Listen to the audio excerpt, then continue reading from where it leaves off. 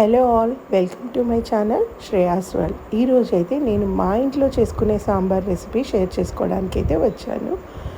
సాంబార్ కోసం నేనైతే ముందుగా ఒక medium size of onion cut చేసుకున్నాను. వాటితో పాటు అవైలబుల్లో ఉన్న వెజిటేబుల్స్ అన్నీ కూడా కట్ చేసుకొని ముందుగానే పక్కన పెట్టేసుకున్నాను. అలాగే కొంచెం పప్పు కూడా ముందే ఉడికించి పెట్టుకొని నానబెట్టిన చింతపండు రసం కూడా పక్కన పెట్టేసుకున్నాను.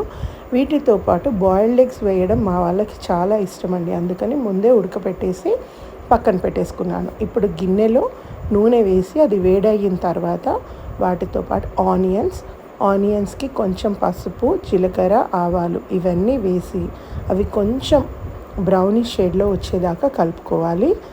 ఆనియన్స్ బ్రౌనిష్ షేడ్లో వచ్చిన తర్వాత 1 టీ స్పూన్ ఆఫ్ అల్లం వెల్లిపాయ పేస్ట్, అది కూడా కాస్త కలిపేసిన తర్వాత 1 టేబుల్ స్పూన్ ఆఫ్ కారం. 1 టేబుల్ స్పూన్ ఆఫ్ కారం ఎందుకు వేసానంటే ఆల్రెడీ నేను 2 నుండి 3 మిరపకాయలు తీసుకున్నాను కాబట్టి. ఇప్పుడు టొమాటో, బెండకాయలు, మునక్కాయలు అన్ని వెజిటేబుల్స్ మనకు అవైలబుల్లో ఏ వెజిటేబుల్స్ ఉంటే అవన్నీ వేసుకోవచ్చు. అన్నీ వేసుకొని బాగా కలిపేసుకున్న తర్వాత ఈ కారము, అల్లం వెల్లిపాయ పేస్ట్ ముక్కలన్నిటికీ పట్టేదాకా కలిపి వాటిని కాస్త మగ్గనివ్వాలి. అవన్నీ మగ్గే టైంలో కొంచెం లైట్గా ఉడుకుతున్నాయి అనే టైంలో నేను బాయిల్ చేసుకున్న ఎగ్స్ కూడా వాటితో పాటు వేసేసాను.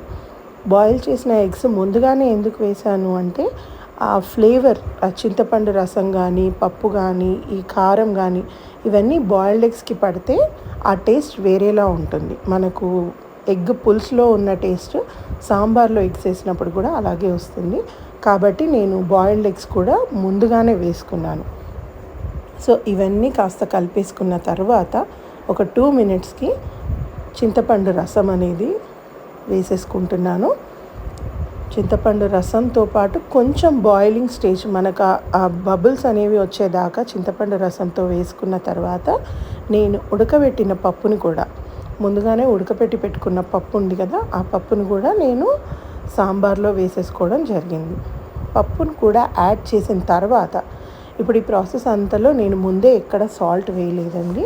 పప్పు కూడా వేసిన తర్వాత కాసేపు ఒక 15 to 20 మినిట్స్ మనకి ఇదంతా బాయిల్ అయ్యేదాకా ఉంచేసి మంచి బాయిల్ అయిన తర్వాత రుచికి సరిపడా ఉప్పు, దాంతోపాటు మెయిన్ ఇంగ్రీడియంట్ ఇన్ సాంబార్ ఏంటంటే సాంబార్ పొడి, ఇవన్నీ వేసి బాగా మరిగాక దించేసుకోవడమేనండి. గుమగుమలాడే సాంబార్ రెడీ.